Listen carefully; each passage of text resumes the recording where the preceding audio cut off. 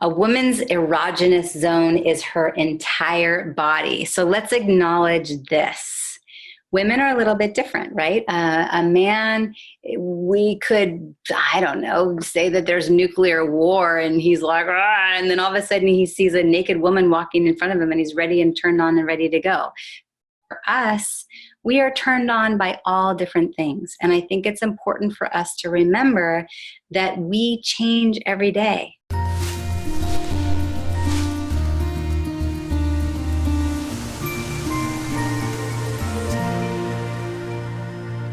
At our menstrual cycle, when we're in the childbearing years, every day we have a totally different hormonal makeup. Every decade of our life, our body is transforming. Who we are becoming is changing. And so we can't expect that the things that we are turned on by, the things that increase our libido, are the same, because it's just not the same. We're not the same. It's acknowledging that our erogenous zone is not just our genitalia and our nipples, but it's actually our entire body. And we get the opportunity to play around with that and start being creative. So if you're in a place in your life where you're going, I don't know where my libido went, well, when you were in your 20s and it was quick, hot sex 3 times a day and you're texting one another and you can't wait and you're in the childbearing phase of your life and everything's turned on, well, are you looking for that same thing? And here you are in your 40s or your 50s or your 60s? No, you're a different person. So we have to also acknowledge that our libido for what? Our libido to be touched in what way? Our libido to be spoken to in what way? Our libido to utilize our love languages throughout the day so that foreplay happens over time as we navigate through our day and our weeks and our months with our partner or with ourselves. Because guess what, women? This libido conversation, if you were a single woman just exploring your own libido and self-pleasuring, all of this still applies. It's so interesting how we can easily talk about our hormones and we can easily talk about how we're tired and easily talk about many things. But when it comes to libido, there's like this, ooh, are we sure we're going to go there? Are we sure we're going to talk? Yes, this is something that needs to be talked about because it is vital and part of what we desire. And we, of course, want to feel alive in our bodies. And we, of course, want to feel like we are pleasing ourselves and our partners. And when I talk about that, this is another thing I often hear from women is this old belief pattern of I'm sexy if I can please my partner. And this notion that sexual activity is somehow about giving to others. Well, guess what? If you're in a relationship with a man or a woman, but definitely if you're in a relationship with a man, you know what pleases him? Feeling like he's pleasing you. So allow yourself to receive. Allow yourself to slow down. Speak up your needs. Allow yourself to be caressed and touched in different areas of your body. Spoken word, scents throughout the day, gifts, words of affirmation, whatever it might be. We have to kind of train our partners what turns us on now, which might have been different a year ago, 5 years ago. Allow yourself to start experiencing pleasure that's not sexual so that the body becomes more aware of various things that are pleasurable and then rewards us with feeling pleasure more often. And if you're one of those where you're like, you know what, none of this, I can't even get to any of this. I just feel dead inside. I don't have any pleasure. I don't have any joy. Well, then let's start with the adrenal health. Let's start with the gut health. Let's start with the simple things. I love the analogy. Sometimes someone asked me when I was in a really tough place in my life, where is joy in your life? And I thought, that's like I'm standing on the side of a river and you're asking me to leap across. I am not feeling any joy right now and I cannot leap across the river. But if instead I give myself stepping stones to take one step at a time, I know that I can get my way over there. And so what that looked like for me was instead of saying what brings joy, what am I currently satisfied with? I mean, just start with very simple things. And then when you start training the brain to acknowledge things that are satisfying, maybe then it will go, hey, there's something that's pleasurable. And then I'm acknowledging that pleasure. And next thing you know, guess what? There shows up joy. And then what if then ecstasy shows up, okay?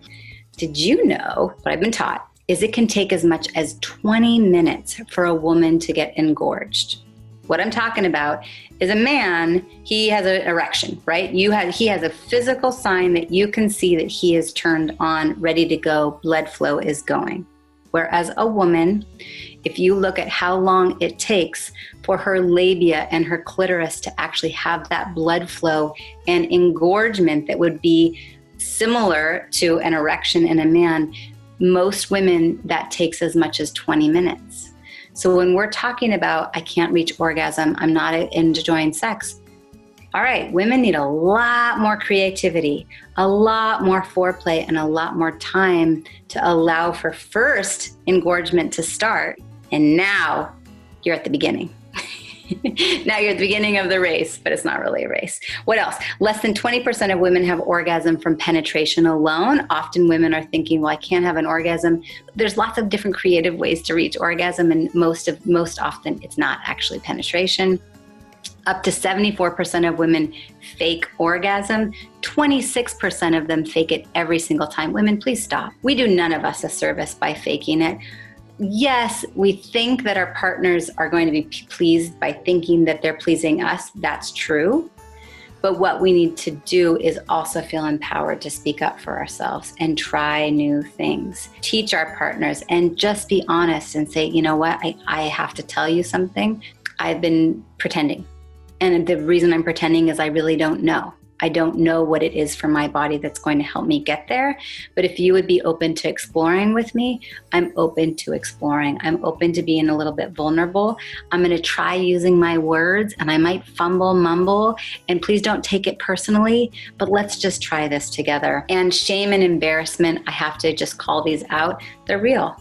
I often hear women talking about shame around the way that they look, shame or embarrassment around the way that their vaginal odor is, shame around their actual anatomy, not knowing if what they're doing is quote unquote right or wrong. And we have to find ways to switch out those beliefs, try something new on.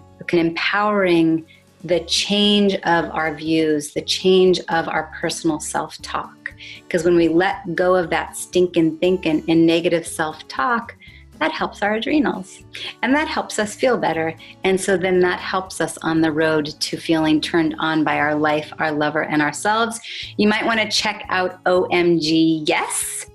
Like I said, my mission is to help women move from exhausted to energized, balance their hormones, and feel turned on by their life, their lover, and themselves. I hope for all of us that we get the opportunity to feel deep in our bones a sense of vitality and zest, that we can wake up in the morning feeling ready for life, that we're able to smile and laugh and feel balanced. No more of these conversations of exhaustion and being up through the night and buzzing and forgetting what it felt like to enjoy being touched and forgetting what it felt like to desire your partner. Let's allow those days to end.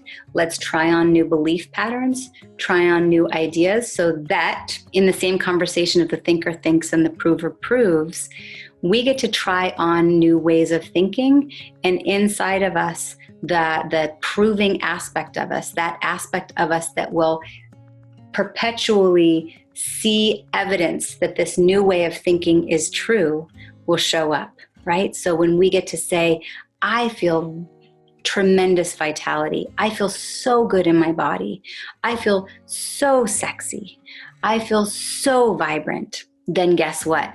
Your social circle that you'll attract will be saying the same thing. And the radio stations that you turn into and the YouTube things that you're watching and the things that you happen to notice on Facebook, that 10% of what we happen to notice is going to start reinforcing those new beliefs. So we put more legs on that table and we have new stable belief patterns that are our new foundation moving forward, while we also take care of our gut and take care of our liver and address our adrenals and give ourselves a big hug and mother ourselves when we're feeling tired and sad and we're human and we don't know which way is up and we feel anxious and depressed, whatever it may be. We just get to hold ourselves and say, this too will change. And I deserve to feel turned on by my life, my lover, and myself. So then all of us get to feel educated and connected and supported by a community so that we can teach our nieces and our aunties and our grandmothers and our daughters and our friends. And no longer do we stay in this place of silence and unknown of the normal things that happen as we go through different chapters of life, but we can take hold and embrace that we are constantly changing and we are constantly being creative, because we deserve to feel luscious and sensual. I put on my red dress. I put on my red lipstick, because you know what? Even in quarantine, we don't have to stay in our pajamas all day, every day, right? All right, I'm going to stop talking. Thank you for your time and can't wait to hear from you.